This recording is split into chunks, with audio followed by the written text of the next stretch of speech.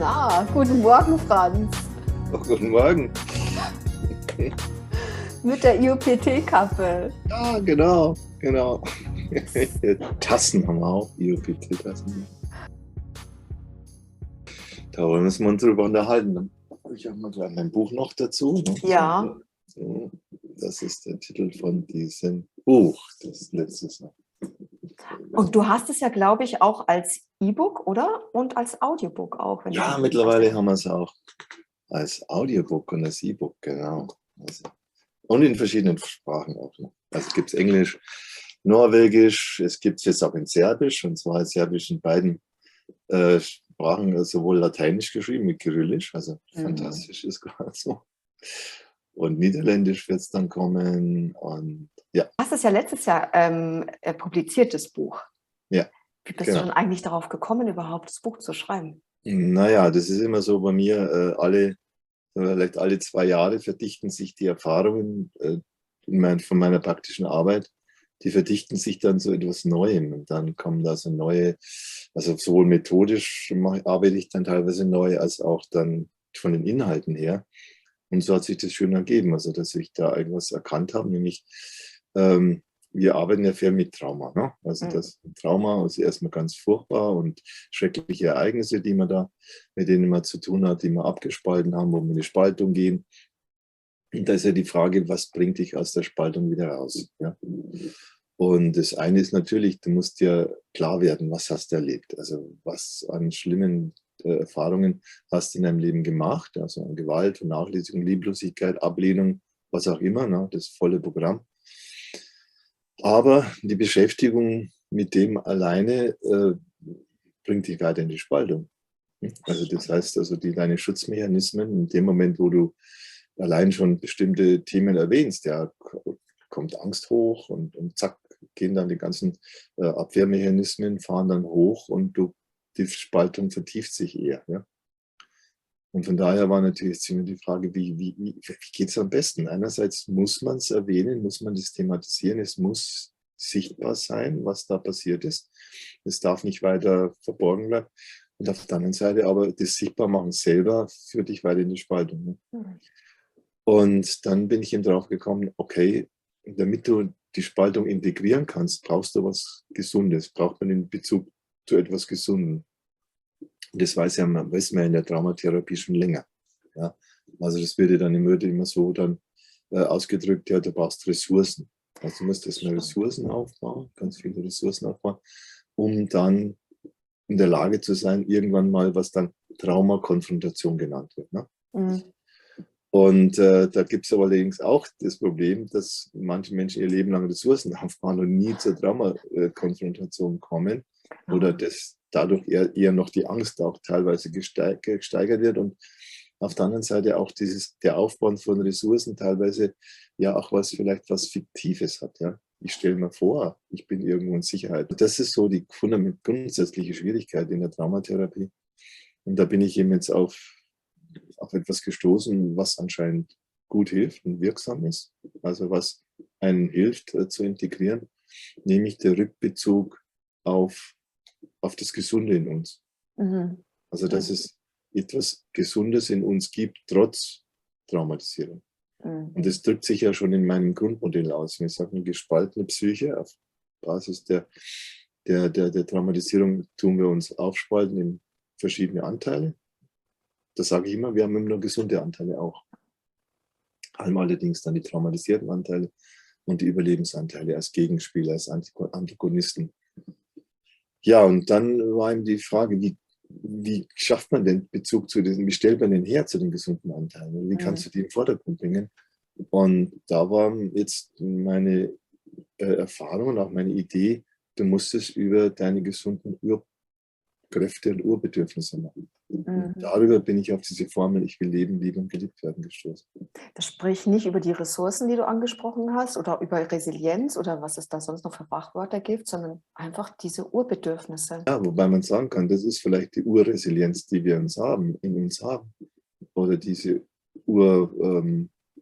Ressource in uns. Also dass wir da eben so eine unbändige Lebendigkeit in uns haben, einen unbändigen Lebenswillen, auch Lebensfreude, auch Daseinswillen. Das ist alles in uns da.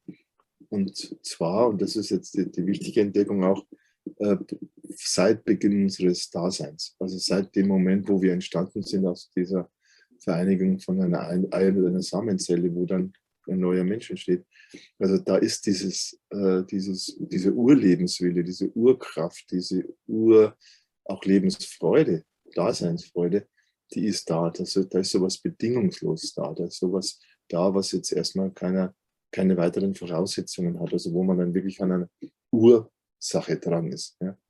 Also das heißt also, dass wir da wissen, dass wir so ins Leben gestartet sind. Auf der einen Seite im Sinne dieses Selbsterhalts, ich will da sein, ich will leben.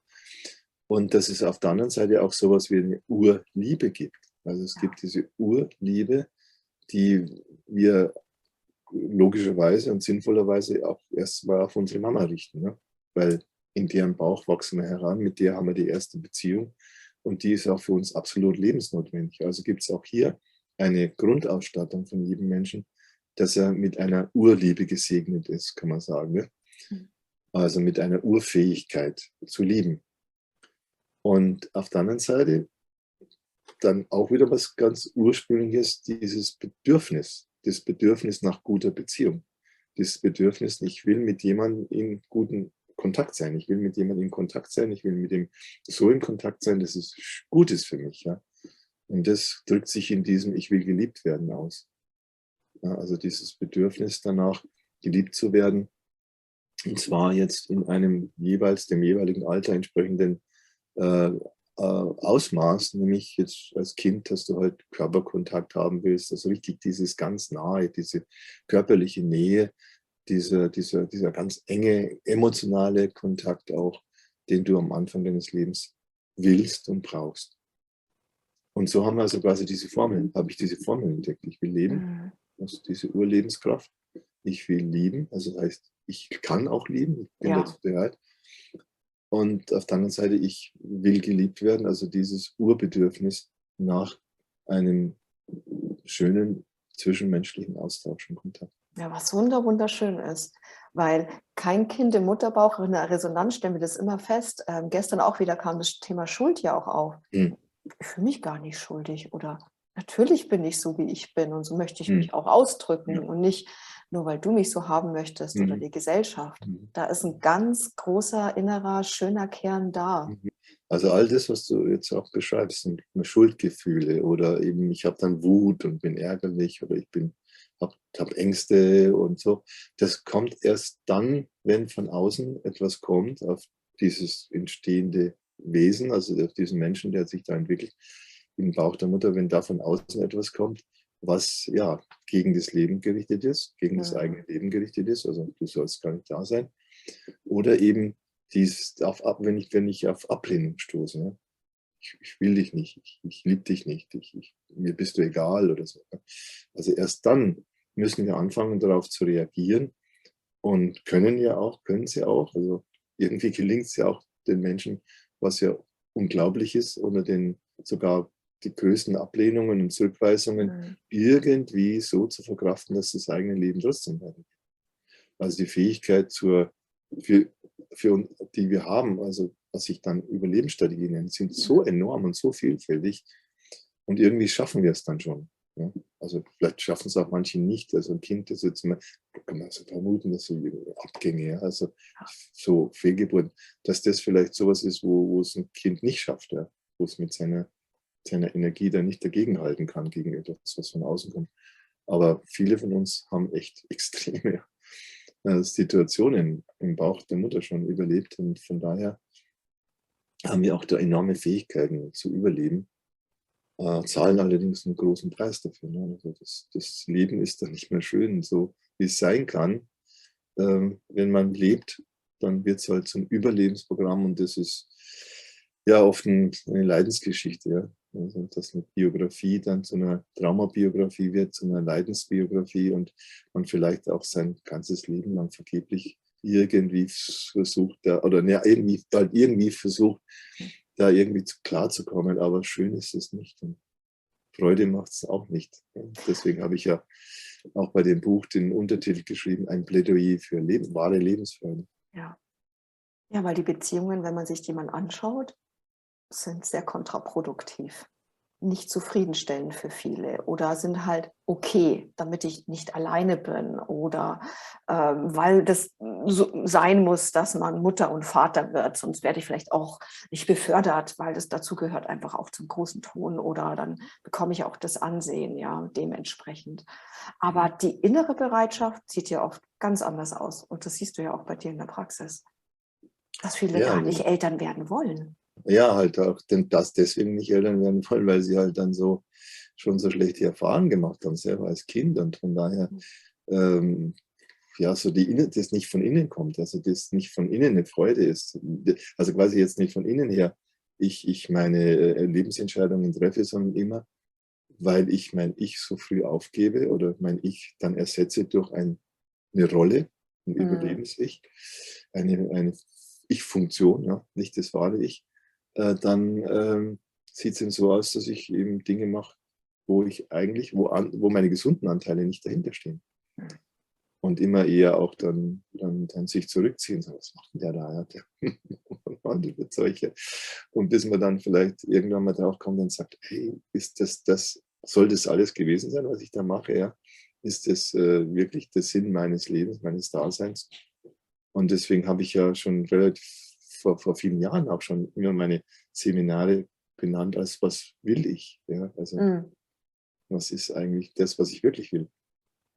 Und da gibt es auch eine große Diskrepanz zwischen dem, was unsere Überlebensanteile für sinnvoll halten, ja, im Sinne des sich Anpassens, des sich Einordnens, Unterordnens, dazugehören irgendwie, aber um den Preis der Selbstachtung. Ja, bei dem ersten Schritt, ich will leben, das fand ich auch bei meinen Arbeiten so interessant, weil ich dachte eigentlich nicht, dass ich mir diese Frage stellen müsste, ja.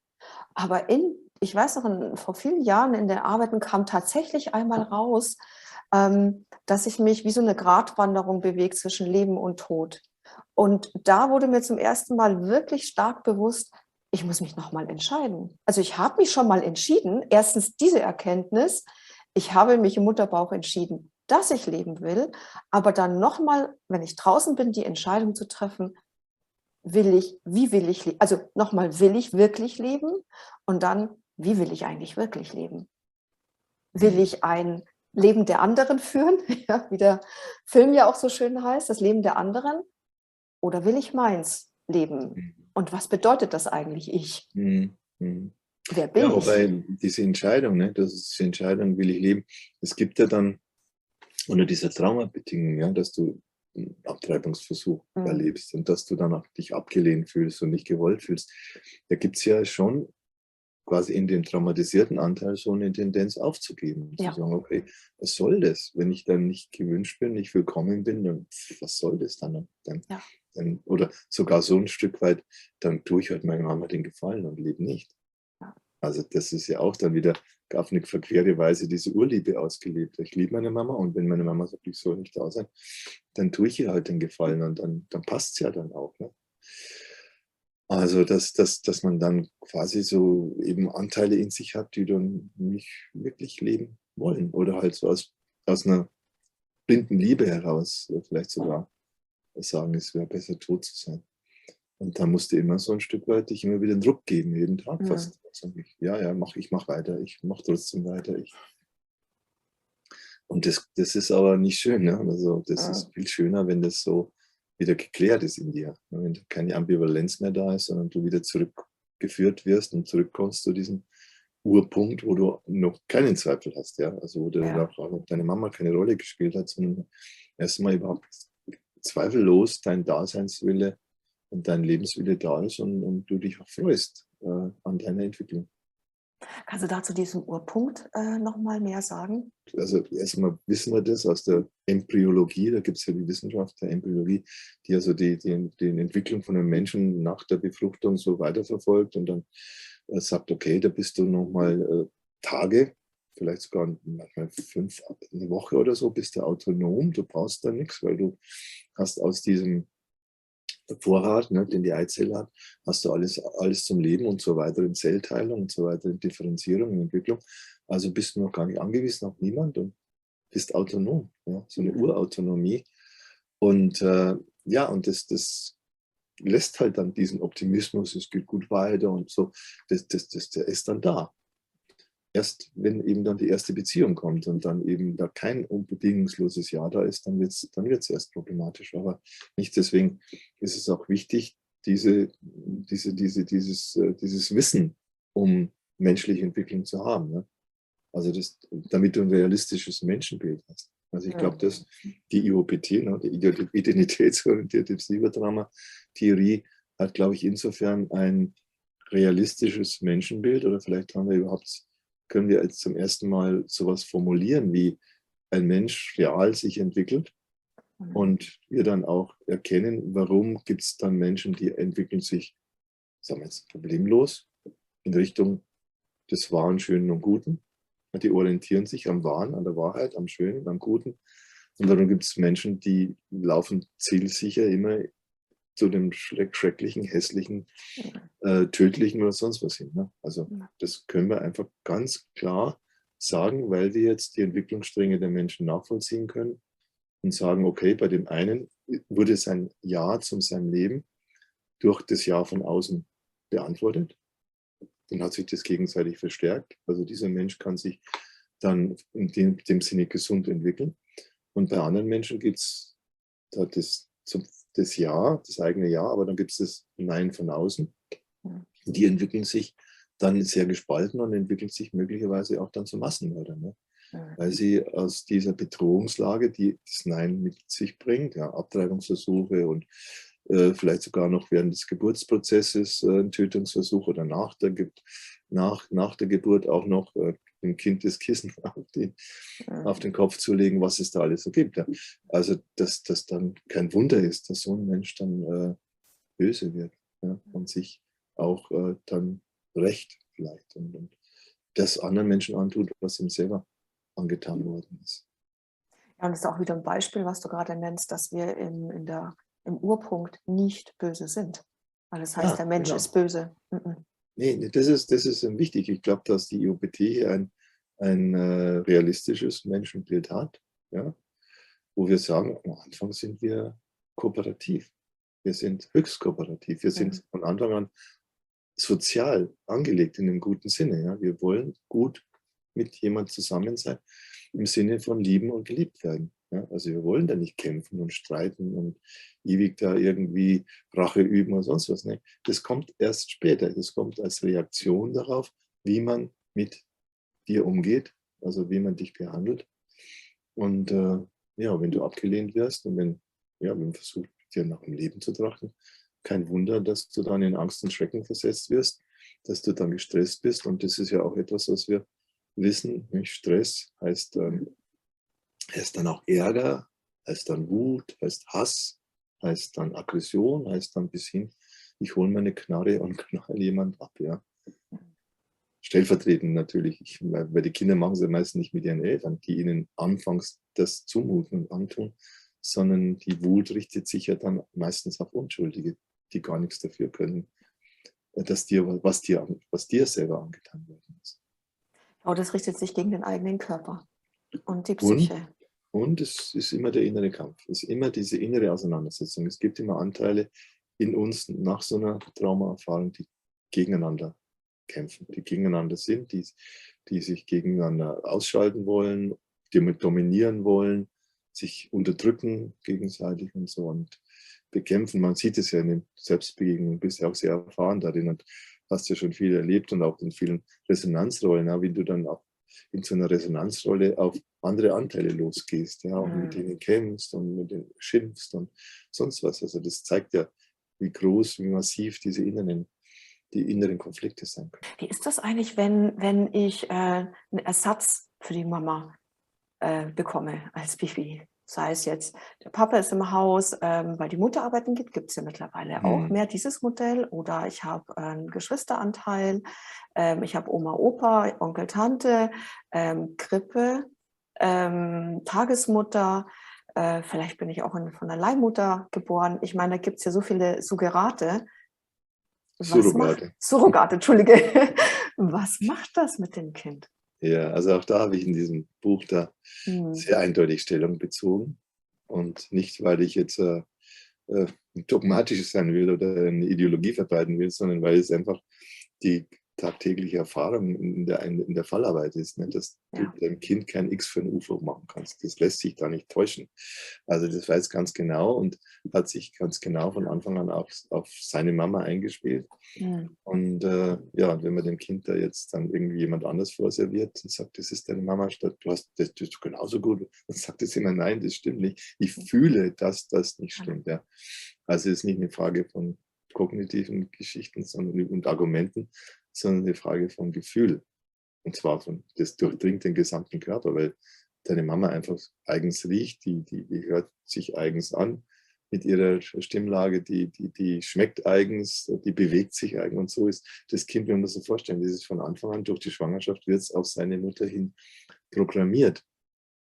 Und wenn dann diese Trennung stattfindet, dann ist es für das Kind ein Schock. Ein Schockerlebnis, wie wenn du ihm was Lebenswichtiges plötzlich vorenthältst und wegnimmst und dann muss er sich spalten, um sich an die neue Gegebenheit anzupassen.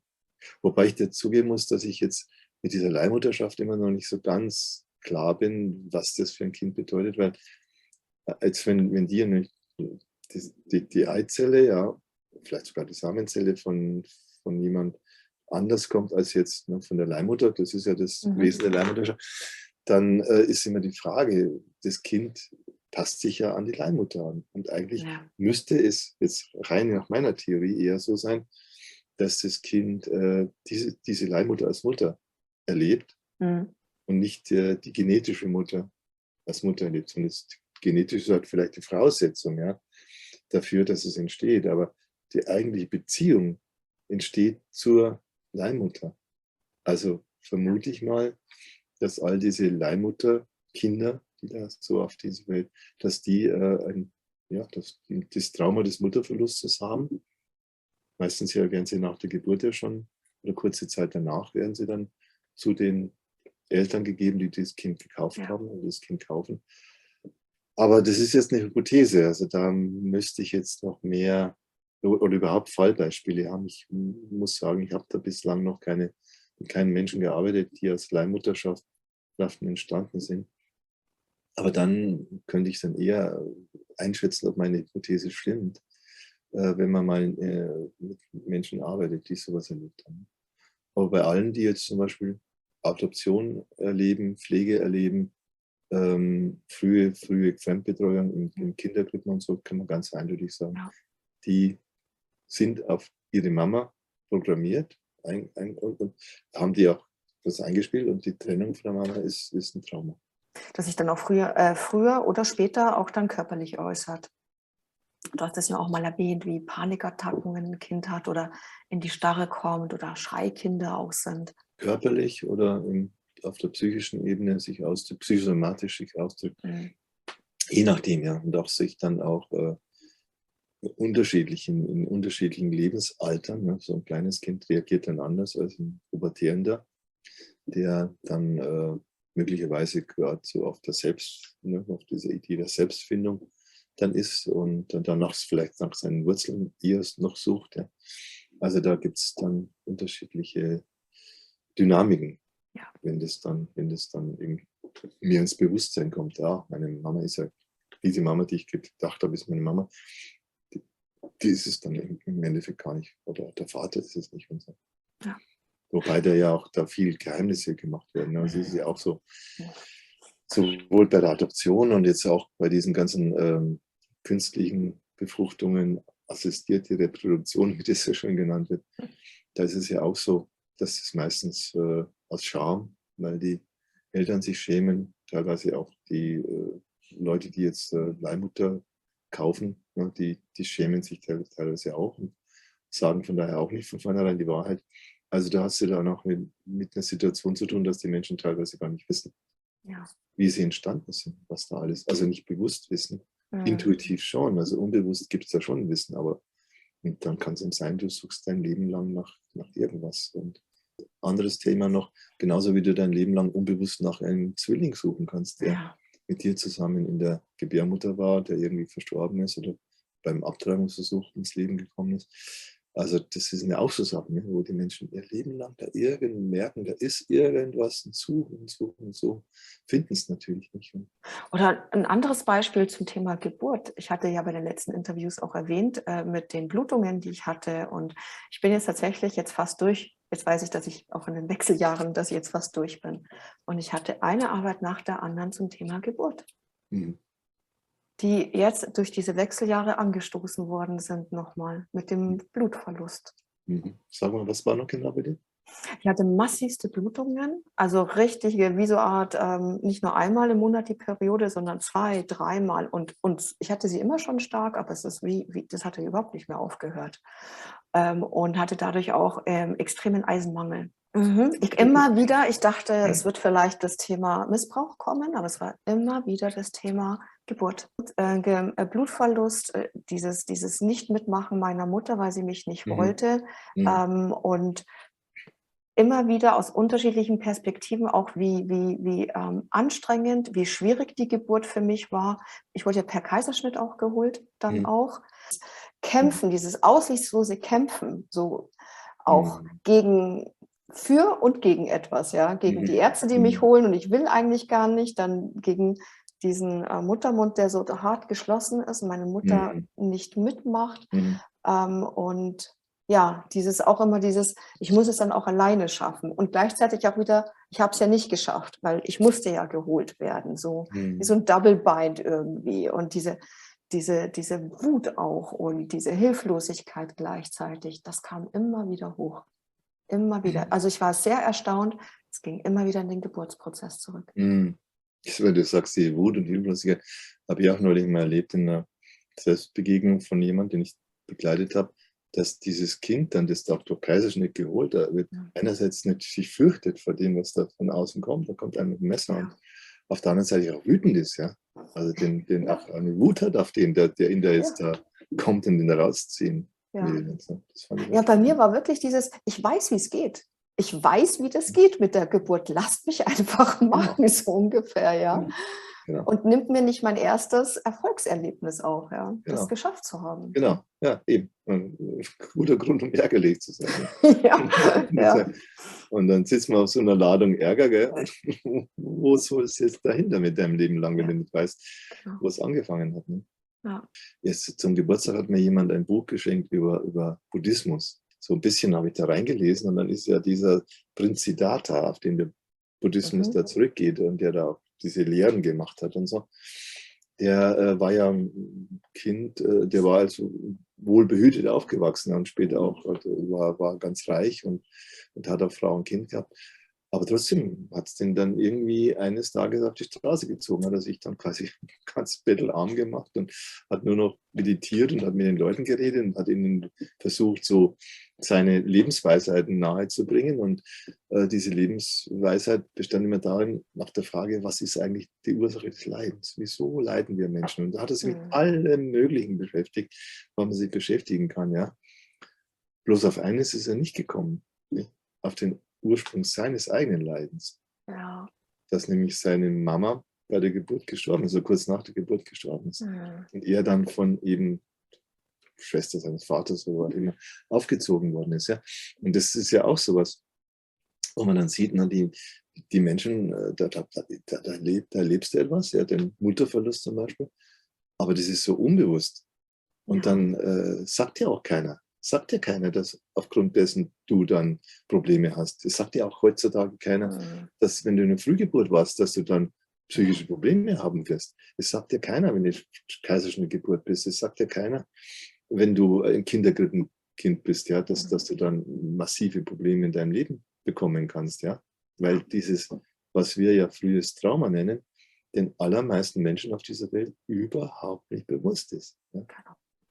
Und von daher kann man dann sehen, dass vielleicht sogar die ganze Philosophie, ja, auch der Descartes, glaube ich, hat seine Mama mit 2 Jahren verloren. Also dieser berühmte Philosoph gesagt hat, cogito ergo sum. Also ich denke, also bin ich. Also nicht, also die allein sozusagen den Geist und das in den Vordergrund gerückt hat und dann mit sagt, also es gibt zwei Sphären, es gibt die Sphäre des Geistes, es gibt die Sphäre des Materiellen.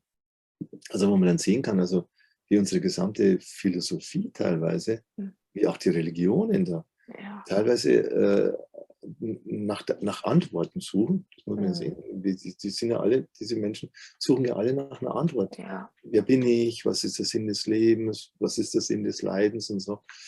Und halt dann deswegen nur auf Halbwahrheiten kommen. Ist ja nicht alles falsch, was da erzählt wird. Vieles ist auch wieder stimmig, aber oft ist der Kern nicht dabei. Ja? Und der Kern wäre eben diese frühe Entwicklung, dass wir diese frühe Entwicklung kennen und aufgrund dessen dann verstehen, ja, warum wir unser Leben lang, ja, oder auch körperliche Symptome, wie du es gerade beschreibst, die dann auch durch die beste Medizin nicht zu heilen sind. Ja? Also das finde ich also auch, fand ich jetzt auch spannend, weil auch bei Buddha zum Beispiel oder beim Buddhismus dann so die Lehre ist, du darfst dich an nichts anhaften. Ja? Du darfst dich mit nichts verbinden. Ja? Genau. Wobei eigentlich das Problem ist, ich müsste mich doch mit meiner Mama verbinden, aber ich war mit ihr verbunden und jetzt bin ich von ihr getrennt worden, sie ist nicht da und so. Also eigentlich ist ja das Urbedürfnis nach Verbindung, aber das wird dann, weil es nicht erkannt wird, wo es herkommt, ja, wird es dann quasi umgedeutet. Die Lösung ist, am besten ziemlich gar nichts verbinden. Richtig. Überhaupt nichts verbinden. Dann nichts anhaften, sogar das eigene Ich loslassen. Ja? Ja. Wobei wir ja jetzt von der IOPT her sagen, ja, das darfst du gar nicht, auf keinen Fall machen. Du musst dein eigenes Ich, das musst du wiederfinden. An das musst du dich zurückbinden, wenn du es verloren hast. Weil nur so kommst du aus deinem ganzen Schlamassel raus. Nur so hast du überhaupt eine Chance aus den ganzen Täter-Opfer-Dynamiken, die sich entwickeln, weil Menschen ohne Ich dann wieder aufeinander losgehen. Ja? Und so witzigerweise wird dann im Buddhismus gepredigt, nee, ich, das ist eine Illusion, das gibt es gar nicht, das ist eine Anhaftung, das macht dich nur unglücklich und du musst von deinen Bedürfnissen loslassen. Also das ist mir nochmal so klar geworden, wie jetzt ja, das Wissen um menschliche Entwicklung und wie es real läuft. Ja, und auch gerade das Wissen um frühes Trauma enormen Unterschied macht. Ja, ich vergleiche das immer mit einem Baum. Der Baum wächst ja auch nicht ohne Wurzeln und Stamm. Nur die Krone und die Äste. Das funktioniert gar nicht. Du musst geerdet sein. Und dieses ganze Erdung und dein Stamm ist genau deine Ich-Ausbildung. Ja, aber weil die Wurzeln sind ja unter der Erde, weißt du, das siehst du nicht. Das ist ja genau das, was wir halt als Menschen haben. Ne? Wir sehen das nicht, was in unseren ersten Lebensjahren passiert. Das ist verdeckt, das ist überwachsen, das ist überwuchert teilweise. Ja. Du siehst vielleicht den Stamm schon, ja, aber das ist dann noch nicht. Ja. Das reicht nicht aus, den Stamm zu sehen. Du musst die Wurzeln sehen. Dann verstehst du auch, warum der Stamm so oder so wächst oder warum er beim ersten Sturm umfällt. Beim ersten Sturm immer droht umzufallen. Ja. An dem Ast sägst, auf dem du sitzt. Da stehst du dann auch erst, wenn du da zu deinen Wurzeln vorgedrungen bist. Den Bedürfnissen, die du erwähnt hattest, das sieht man ja immer wieder in deinen Arbeiten. Da ist auch, wenn man kognitiv unterwegs ist oder wenn man sich gegen etwas wehrt. Sobald du über die Bedürfnisse sprichst, die jemand hat, wie ich liebe meine Mama oder ich will von meiner Mama gesehen werden, dann kommen die Emotionen. Dann auf einmal rutscht das hier oben von diesem Wasserkopf tiefer einfach rein in die Herzgegend, wenn man Glück hat, ja. Und dann kommen die Tränen. Prinzipiell erklärt, die Spaltung entsteht wegen dem Schmerz, dass du nicht geliebt wirst und dass du abgelehnt wirst. Und deswegen musst du in die Spaltung gehen. Ne?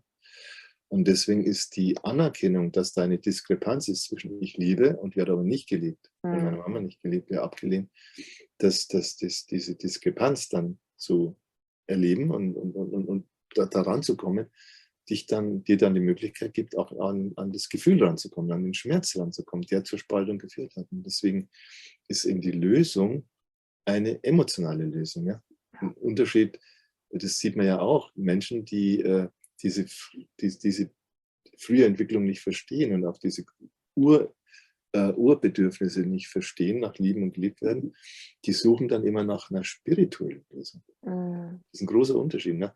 Ja, das verstehe ich dann, oder da muss man quasi versöhnen und verzeihen, oder da muss man sich quasi so verbunden fühlen mit dem Leben an sich. Nee, du musst dich mit deiner Mama verbunden fühlen oder willst dich mit deiner Mama verbunden, nicht mit dem Leben an sich oder irgend sowas Abstrakten, sondern ganz konkret, es geht um deine Mama. Und deswegen funktionieren auch diese spirituellen Lösungen, also spirituell im Sinne von geistig, vom Bewusstsein her, funktionieren die nur insofern, als sie wieder neue Abspaltungsebenen reinziehen. Das sind wieder extra Überlebensstrategien, die man sich dann im späteren Leben vielleicht nochmal zulegt, ja, weil man Bücher liest oder in Seminaren ist. Aber eine Auflösung der Spaltung geschieht nur durch die Emotion, über den Weg der Emotion. Das haben wir ja gestern auch gesehen, im Beispiel von einem Mann, der schon längere Zeit da sich mit Selbstbegegnungen auch auseinandersetzt und schon viel gearbeitet hat, aber da gab es einen Punkt, wo er dann so im Kopf war und sagt, ich kann meine Gefühle nicht gar, ich kann meine Gefühle nicht. Und erst als dann die Resonanzgeberin irgendwie was gesagt hat vom Geburtsprozess und dass er da fast verstorben wäre, da plötzlich war dann so ein Trigger da, der ihn ins Gefühl gebracht hat, und dadurch kam es dann auch zu einer Integration bei ihm. Ja. Also über den Kopf geht es leider nicht. Nein, das ist auch eine Illusion, ja, dass man es zuerst versteht, um es dann fühlen zu können. Das ist genau umgekehrt.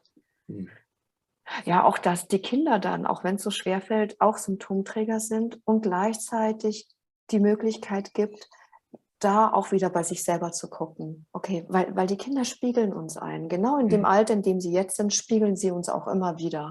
Und das ist auch eine ganz tolle Möglichkeit dann, nicht wegzulaufen, nicht wegzuschieben oder wie eine gestern gesagt hatte, du saugst mir meine Energie aus zu ihrer Mutter. Ja, nicht, dass die Kinder dann wie Vampire ausgesaugt wurden, damit sie die Eltern am Leben erhalten, die eigentlich gar nicht leben wollen, sondern umgedreht, dass ich auch da wieder die Möglichkeit für Wachstum auch habe, für inneres Wachstum.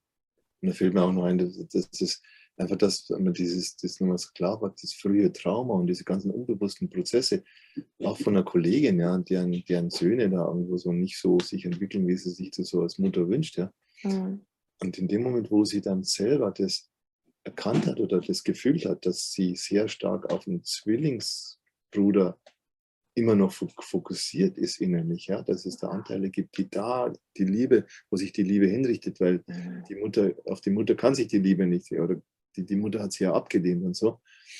Und dass da immer noch sozusagen ihre Liebe auf so einen verstorbenen Bruder, und damit für mich dann klar war, ihre Söhne rutschen da rein, oder sie setzt ihre Söhne anstelle von diesem verstorbenen Bruder dann, unbewusst, ja, und nimmt die Söhne über dieses Raster dann wahr, und prompt sagt sie dann kurz darauf, wie sich ihre Söhne jetzt entwickeln, dass sie plötzlich Jobs finden und selbst aktiv sind. Ja. Also das ist so wichtig, ja, also der eigenen Frühgeschichte da so den Stellenwert einzuräumen, den das tatsächlich hat.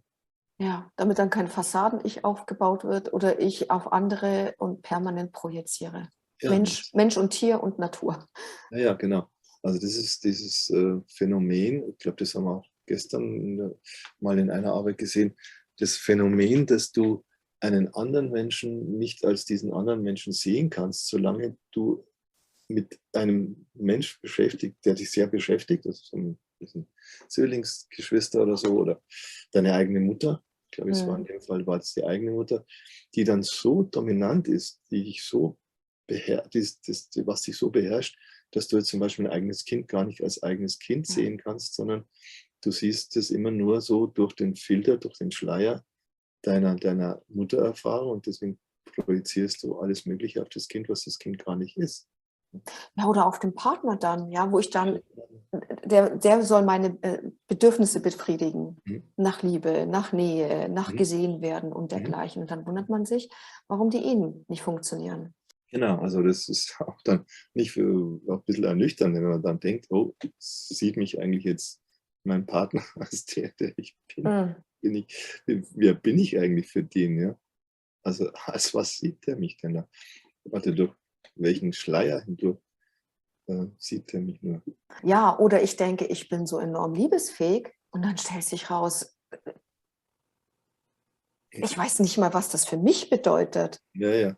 Und was ich nicht habe, kann ich auch nicht geben. Ja, absolut. Also da sprichst du was an, was ich da war so ein bisschen so meine Wendung vom Saulus zum Paulus geworden ist, als ich dann so mit Mitte 30 festgestellt habe, ich bin überhaupt nicht beziehungsfähig. Ja, also habe ich einfach mal ehrlich eingestanden und gesagt, du denkst immer, was du ein toller Typ bist und so und wie sehr du lieben kannst. Und, du siehst ja die Menschen gar nicht, weil du dich selber nicht siehst. Das ist mir dann aufgefallen. Ne? Und das ist ja auch wichtig, auch das habe ich in dem Buch in einem Kapitel dann geschrieben über das Helfen. Also, dass man immer denkt, man muss anderen Menschen helfen und so und die sind doch in Not und so. Dabei ist es aber oft so, dass du deine Not siehst in den anderen, beziehungsweise deine Not hineininterpretierst in die anderen. Ist gar nicht die Not der anderen letztendlich, sondern die haben vielleicht eine ganz eigene Not, sind schon in Not, aber die Not ist ganz anders und du deutest da was hinein, und dann denkst du, wie man denen helfen kann und so, ja, und bietest ihnen Hilfe an und am Schluss bemerkst du aber dann, die nehmen die Hilfe vielleicht gar nicht an, die wehren sich sogar gegen die Hilfe oder sind undankbar, ja, jetzt hast du dich so engagiert und trotzdem kommt dir da keine Dankbarkeit zurück, ja.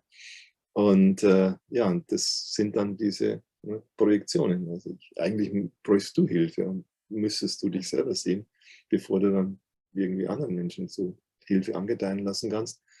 Und das ist ja auch der Grund dafür, warum ich diese Anliegenmethode entwickelt habe, weil ich sage, ich weiß nicht, was du brauchst. Ja. Wenn du kommst und in Not bist, ich habe keine Ahnung.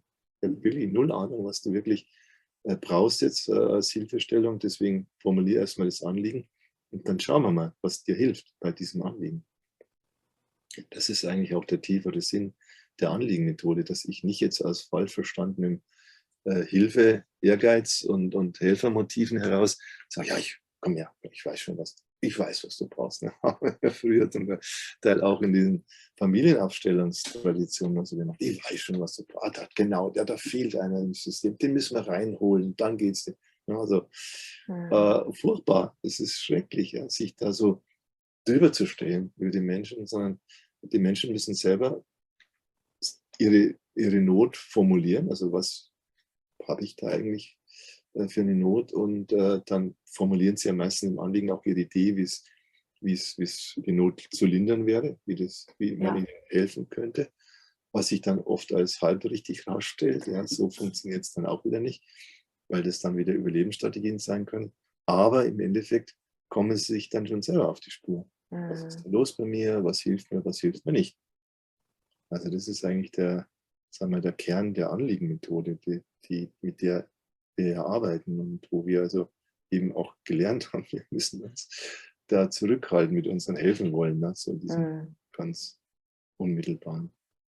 Ist denn jemand, wenn Menschen kommen, die sagen, ja, aber ich brauche eine ganz sichere Umgebung, ich kann Therapeuten nicht vertrauen, ich habe da schon so schlechte Erfahrungen gemacht und dergleichen. Wie reagierst du da auf solche E-Mails, Anfragen? Sie sollen ja Anliegen formulieren. Da könnte ich jetzt lang spekulieren und sonst was. Okay, gut, die Erfahrung hast du gemacht. Mag stimmen, mag nicht stimmen, mag teilweise stimmen. Teilweise sind es vielleicht Projektionen, die du bislang auf dann die Therapeuten und die Situation gemacht hast und so. Und deswegen bringt es auch da nichts, sich da groß zu vertiefen, sondern gleich direkt zu sagen, okay, jetzt bist du da, willst eine Arbeit machen. Wenn du Arbeit machen willst, formulier dein Anliegen. Wie ist das dann, wenn ich, also jetzt habe ich die Identitätsarbeit gemacht, denke mir, ja, ich will leben oder ich lebe sogar schon. Ja, nicht nur ich will, sondern ich lebe. Und dann bin ich vielleicht auf einem guten Weg auch mit ich liebe. Erstmal mich selber, was ein Riesenschritt ist. Und dann habe ich vielleicht das Bedürfnis, ja, jetzt würde ich aber auch gern schön geliebt werden. Wie geht es dann weiter? Ich denke, da kann man sich vorstellen, was heißt, jetzt will ich geliebt werden. Ja? Willst du sozusagen eine Partnerschaft haben oder willst gute Freunde haben oder willst eben überhaupt grundsätzlich überall, wo du bist, freundlich empfangen werden und auch, etwas von anderen Menschen an Zuwendung und Nähe und Geborgenheit bekommen oder was dir gut tut. Ne? Also ich glaube, das muss man dann für sich definieren. Was heißt das jetzt? Ich will geliebt werden. Ist das jetzt Partnerschaft, Liebe mit Sex oder so? Dann ist dann die Frage, ja, gibt es dann Möglichkeiten oder welche Möglichkeiten gibt es? Oder ist es einfach mal überhaupt aus dem Stress rauszukommen, permanent nach einem Partner zu suchen und permanent irgendwie zu meinen, das Leben ist unvollständig, wenn ich keine Partnerschaft habe oder so. Also keine sexuelle Partnerschaft. Ja. Auch das, denke ich, kann man sich auch ganz viel Stress machen. Da. So Angst zu haben, okay, wenn dann irgendwie doch Gefühle kommen könnten, dann komme ich wieder in das alte Chaos rein. Mit meiner Beziehung, mit meinen ursprünglichen Bindungsbeziehungen und dann mache ich das nicht. Ja. Oder wenn ich dann Angst habe, dann werde ich wieder verlassen, um auf den Anfang zurückzukommen, ja. Oder Angst vor Abhängigkeit, ne? Weil ich dann mit Abhängigkeiten schlechte Erfahrungen gemacht habe, aber auch gar nicht weiß, wie ich damit umgehen soll, wenn sich jetzt jemand an mich auch klammert. Also es sind quasi die 3 Schritte, wie du gesagt hast. Der erste Schritt ist erstmal in diese Urlebendigkeit zu kommen und dann der zweite Schritt in die Liebesfähigkeit. Und dann der dritte Schritt ist erstmal, wie ist es dann mit anderen? Welche Resonanz bekomme ich dann auf? Entweder wenn ich Liebe gebe oder auch wenn ich Liebe bekomme. Es gibt ja zum Beispiel auch viele, die sind sehr, sehr freizügig zu geben, aber können nicht mal das bisschen auch empfangen zum Beispiel. Liebe halt mit Schmerz verbunden ist, ne? Liebe mit Angst und Schmerz und auch Wut verbunden ist. Also dass ich dann, wenn ich das Gefühl zulasse, dieses Gefühl zulasse, dann müsste ich auch die anderen Gefühle erstmal zulassen. Das traue ich mich dann nicht. Traue ich mich nicht, den Deckel zu heben, was dann alles noch zum Vorschein kommen kann. Ja, schon auch ein Riesenthema ist, wir leben ja nun leider nicht in einer Gesellschaft, wo man sagen kann, okay, ist alles wunderbar, man muss nur so richtig bei sich sein, sondern du lebst bist ja jetzt, sage ich mal, teilweise von Rudel von Wölfen umgeben. Ne? Also gesellschaftlich betrachtet, ja, also hoch bewaffnet, bis in die Zähne bewaffnete Menschen, ja, die sich, oder mit Spritzen bewaffnet. Das ist ja heutzutage der neue Attacke, ja, die sind alle mit Spritzen hinter dir her und wollen dir irgendwie Spritzen einjagen und so. Also das ist ja auch so ein Thema, ne? wie wenn ich zu mir komme, ja, realisiere ich ja oft erst, wie verrückt diese Gesellschaft ist, in der ich lebe, was die da alles anstellen und veranstalten und wie die eben Lebensfreude untergraben und Angst machen und einen unter Druck setzen und erpressen und einen da irgendwie nach dem Leben trachten teilweise. Und da geht es ja auch drum. Ne? Also geht es ja auch darum, wie schaffe ich es mit meiner neu gewonnenen Sensibilität für das Leben und für Gefühle und so, wie schaffe ich es in einer teilweise völlig unempathischen Gesellschaft und teilweise Weltgemeinschaft, wie schaffe ich es da irgendwie so zu leben, dass ich nicht jeden Tag da schweißgebadet Albträume habe und so. Ne? Also auch darum geht es ja, sich dann irgendwo so seinen Nischen zu suchen innerhalb dieser Gesellschaft oder auch seine Fähigkeit zu trainieren, das abzuwehren. Ja? Also sich da nicht reinziehen zu lassen in diesen Wahnsinn, den eine Gesellschaft erfassen kann, wenn die in den Krieg zieht oder wenn die sagt, alle müssen jetzt geimpft werden und ohne Ausnahme und so. Also das ist ja auch ein Riesenthema. Also da musst du ja auch schon ein Stück klar, muss nicht ein Stück, sehr klar sein, teilweise sehr, sehr klar sein, um dich jetzt nicht in diese dir permanent angebotenen Täter-Opfer-Dynamiken zu verstricken. Ich glaube, das ist ein ganz, ganz wichtiger Punkt, was du gerade sagst. Die permanenten Täter-Opfer-Dynamiken, die permanent ablaufen. Ja. Das ist wirklich, also das ist mir auch durch Corona in den letzten 2 Jahren so klar geworden, wie viel, nicht was alles, die Dimension kann ich nicht erfassen, aber wie viel mehr hinter den Gullideckeln stecken, wenn man sie mal lüftet, ja. Ja, also wie diese ganze Gesellschaft auf Gewalt aufgebaut ist. Auf Militärgewalt, auf Polizeigewalt, auf Geheimdienstgewalt, auf rechtlichen Regelungen, die im Endeffekt Gewaltregelungen sind, auf erzieherische Gewalt, auf Gewalt durch Diagnosen und Bewertungen und Noten in der Schule. Also so ein riesen Gewaltpotenzial, das da ist. Und dann die Frage ist, wie kannst du dich davor schützen? Ne?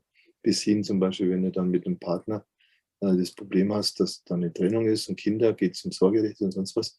Und dieser Mensch dann auf dich losgeht und dich vernichten will und dich, und seinen ganzen Hass und was sich so angestarrt hat, dann auf dich dann projiziert, obwohl er früher dich geliebt hat und so. Also auch das sind alles so, sagen wir, Herausforderungen des täglichen Lebens, des Alltagslebens, wo ich auch dann sage, okay, auch dafür lohnt es sich, bei sich zu sein, ja, und den Weg in die Klarheit zu gehen, damit du möglichst nicht untergehst in diesem Irrsinn, ja, in den Verrücktheiten, die Menschen um sich herum verbreiten können, aufgrund ihrer Traumatisierungen und auch gerade aufgrund ihrer frühen Traumatisierung.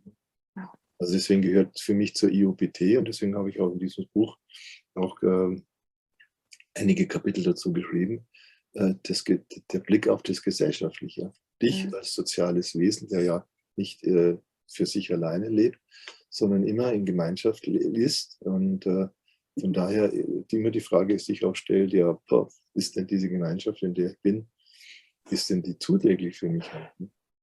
Und bisher würde man sich wünschen, also da in Sicherheit leben zu können und nicht, dass da Leute da Waffen produzieren und was der Teufel was alles an Giften und Toxinen und so herstellen, um sie dir anzudrohen und zu sagen, und dann abzukassieren, wenn sie sagen, ja, da habe ich halt ein Mittelchen dafür, damit du nicht krank wirst. Ne? Ja. Also das ist ja irre, also ein Geschäftsmodell daraus zu machen, dass ich sage, ich erfinde erstmal Pathogene in irgendeinem Labor, züchten wir mal so einen gefährlichen Bakterium oder Virus ran, das lassen wir uns patentieren, dann lassen wir uns noch patentieren den Impfstoff dagegen, dann verbreiten wir das Zeug in der Welt und dann sagen wir jetzt hier, alle, ihr müsst sich jetzt alle impfen lassen, dann mache ich damit ein Riesengeschäft. Also leider ist es so, leider denken Menschen so, ja.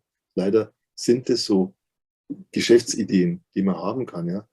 Und die werden dann auch umgesetzt. Ja? Wenn die Menschen nicht aufpassen, dann werden sie vorn und hinten werden sie da veräppelt und eingeseift. Ja? Aber ja, das ist halt so. Und deswegen gehört für mich eben der Blick, der kritische Blick auch in unser gesellschaftliches Dasein mit dazu. Einerseits, um zu erklären, woher kommt es, also wie werden Leute so verrückt und denken sich solche Geschäftsideen aus. Immer, denke ich, auch aufgrund ihres frühen Traumas. Und auf der anderen Seite, wie kann ich mich schützen davon? Ja, und auch immer wieder auch bei mir zu schauen, stimmt das eigentlich, was ich da denke und manchmal auch fühle? Entspricht das wirklich meiner inneren Realität, meiner inneren Stimme, meinem inneren Bedürfnis? Weil das ist ja mit der EOPT, du denkst das eine, rauskommt, tut was ganz anderes. Ja, klar, also auch seine eigenen Wahrnehmungen oder so Einstellungen oder auch vielleicht erstmal, wo man meint, man hat was erkannt, auch durchaus da misstrauisch gegenüberstehen und dann haben wir ja immerhin mit der Selbstbegegnungsmethode eine gute Möglichkeit, sowas zu testen, so Prüfstand zu stellen und auch eigene Haltungen, Einstellungen, Ängste mal zu testen und dann wieder realistischer zu werden. Wie bedrohlich ist es wirklich oder wo kommt eigentlich eine alte Angst hoch, die ich auf das Hier und Jetzt projiziere. Also wie zum Beispiel, ich schreibe gerade an einem neuen Buch, einem Manuskript, habe ich jetzt gerade so im Kopf dieses Beispiel, eine Frau, die jetzt sagt, ja, diese ganzen Corona-Tests und so, das war furchtbar für mich und es bringt mich immer in totale Bedrohung, in so eine innere Bedrohung. Und dann hat sich das angeschaut und hat sich herausgestellt, dass sie kurz noch vor der Geburt, also kurz in der späten Schwangerschaft, wurde getestet, ob sie nicht eine Trisomie hat, also Gendefekt hat. Und das hätte natürlich bedeutet, wenn das rauskommt, ja, sie ist jetzt positiv, das kommt raus, dass die Eltern dann durchaus eine Spätabtreibung gemacht hätten. Also kein Wunder, dass die beim Thema Testung und bin ich jetzt gesund oder nicht, dann in eine helle Panik verfällt. Das war für sie damals, man soll ja nicht denken, Kinder kriegen das nicht mit im Bauch, was man da mit ihnen macht. Das kriegen sie sehr wohl mit. Also da ist sehr wohl ein Wissen, also ein gefühltes Wissen da und das uns dann beeinflusst. Ja. Und das ist genau der Punkt, weil es wird ja alles gespeichert. Darum kann man Sachen nicht einfach beiseite schieben oder nur nach vorne schauen oder was drüber, eine schöne Fassade drüber bauen. Es ist und bleibt immer da. Aber die gute Nachricht, wir können es uns anschauen und verändern und Frieden bringen. Das bringt Frieden. Das bringt Frieden, wenn ich mir in Liebe begegne. Macht mich friedlich, genau. Und mit mir zufrieden. Genau. Und dann kann auch ein anderes Leben gestaltet werden, auch im Außen, nicht andersrum. So gut es ihm jeweils geht unter den jeweiligen Umständen. Ja. Also da muss man realistisch bleiben und sagen, okay, was geht nicht. Ja, also zum Beispiel für mich jetzt im Moment, also wenn da dieser Wahnsinn weiter ist, du darfst nur dann irgendwo in ein Land einreisen, wenn du geimpft bist oder so, gut, dann reise ich halt nicht in das Land ein. Dann ist das, was ich früher so als Teil gedacht habe, das gehört jetzt für mich unbedingt zum Leben dazu, dass ich jederzeit in ein Flugzeug steigen kann und weiß Gott wohin fliegen kann und sage, okay, wenn das zu den Bedingungen, zu dem Preis, dann spiele ich da nicht mit, mache ich immer selber das Leben anders schön. Und das ist, glaube ich, auch ganz wichtig. Der Unterschied zwischen unseren Überlebensstrategien und unseren gesunden Anteilen ist, dass du in den gesunden Anteilen immer noch Alternativen hast. Alternativen für das, wie mache ich das, wie gehe ich mit meinen Bedürfnissen gut um, während du in deinen Überlebensstrategien manchmal so dieses Entweder-Oder-Prinzip hast. Stimmt. Entweder das geht oder das geht nicht. Entweder, wenn es geht, dann vermeintlich bin ich ganz glücklich. Wenn es nicht geht, bin ich vermeintlich ganz unglücklich und so und tot. Und dann merkst du, nee, so simpel gestrickt ist das Leben nicht. Und du kannst, wenn du deinen gesunden Anteilen bist, immer mal gucken, was ist die Alternative, damit eben auch möglichst viele von deinen gesunden Bedürfnissen, dass die auch auf ihre Kosten kommen. Auf das ich liebe und ich werde geliebt dann rauskommt. Ja, möglichst oft. Genau, möglichst oft, genau. Das ist super.